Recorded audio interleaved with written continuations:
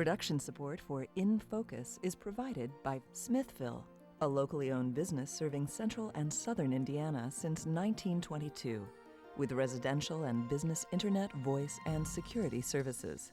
Smithville, local pride, global technology. Information at smithville.net. And by viewers like you. Thank you. Nearly 1.3 million women and 835,000 men are physically assaulted by their partner every year in the United States. Since September of last year, 75% of domestic violence shelters have seen an increase in women seeking help. Most of these shelters attribute this rise to financial issues. Find out what programs Indiana has to help these victims as we put domestic violence in focus.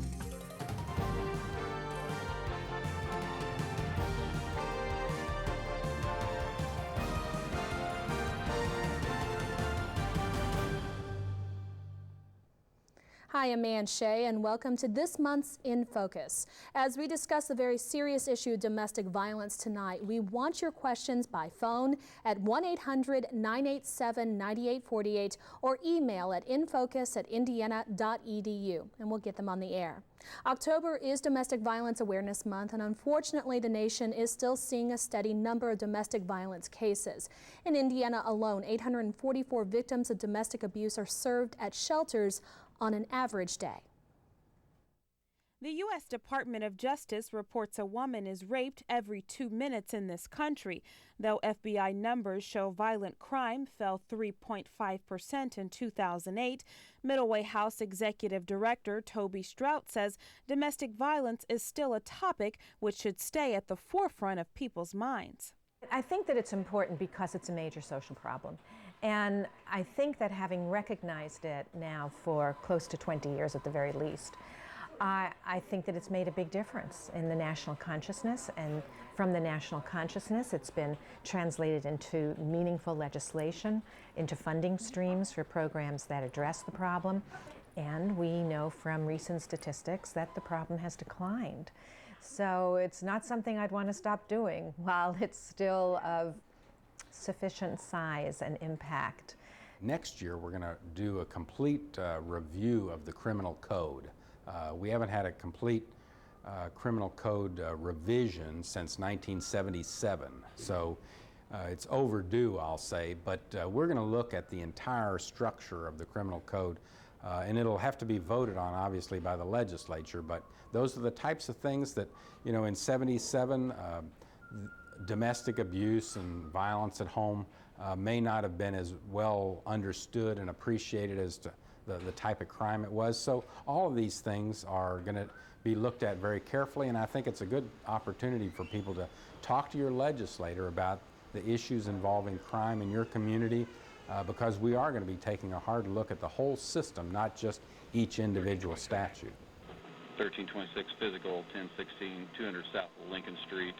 In 2008, forcible rape declined nationwide by 3.3%, according to the Federal Bureau of Investigation. Nonetheless, the Indiana Coalition Against Domestic Violence reports from July of last year to June of this year, in Indiana, more than 4,300 people took refuge in an emergency shelter, including more than 3,700 children.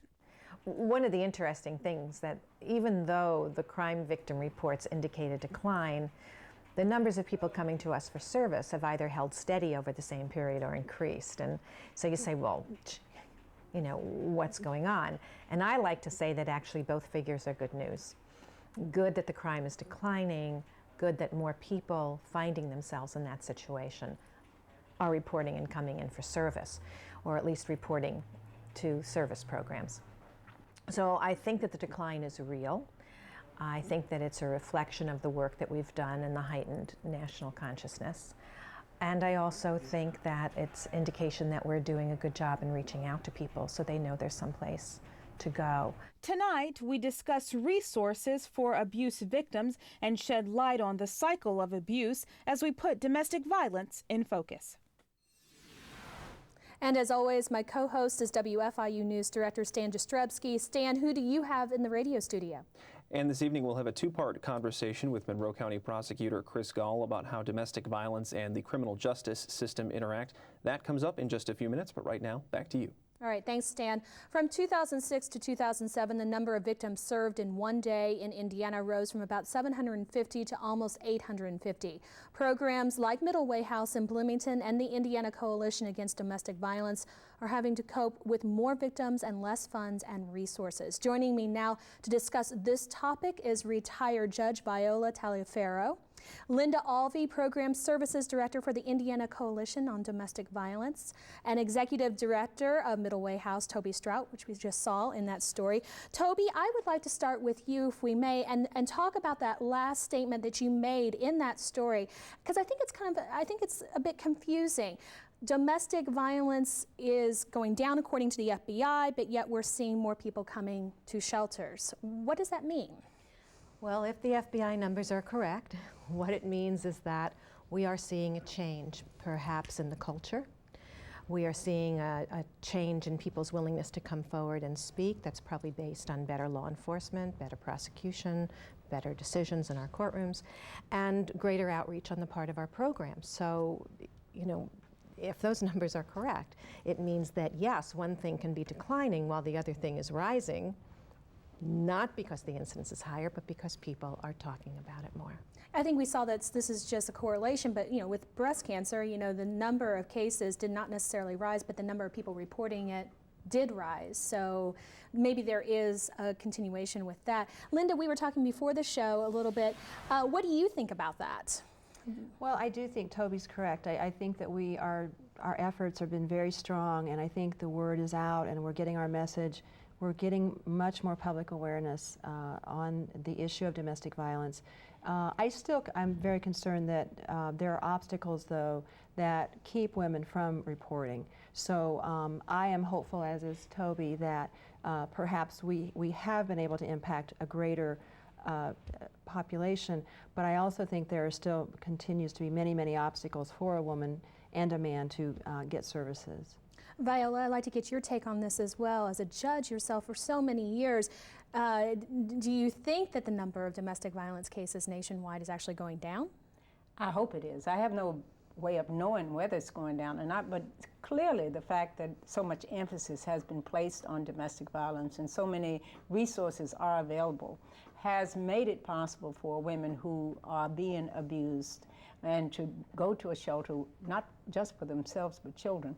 I'm very concerned about what happens, though, before the report is made. I'm very concerned about what happens to children who have to witness that abuse, because we have no way of knowing the impact on children. So I'm delighted if it is going down. I just hope that we continue to push the idea every way we can so that women will report earlier, and men too if they are subjected to domestic abuse. Let's get to that topic right now in terms of getting to the abuse early.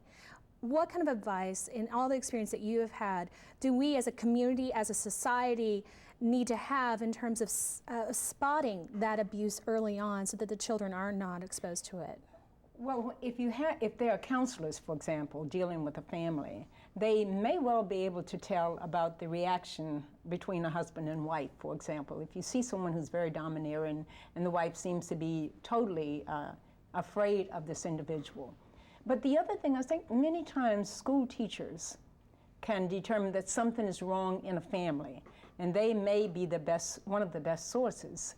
And they will make reports if there's any view or feeling at all that the child is in an abusive home. So if we have more contact with the places where families tend to go, then perhaps we can get the referrals early. Unfortunately, though, there's a reluctance of people still to report abuse. Okay, we'll get to more of that in just a minute.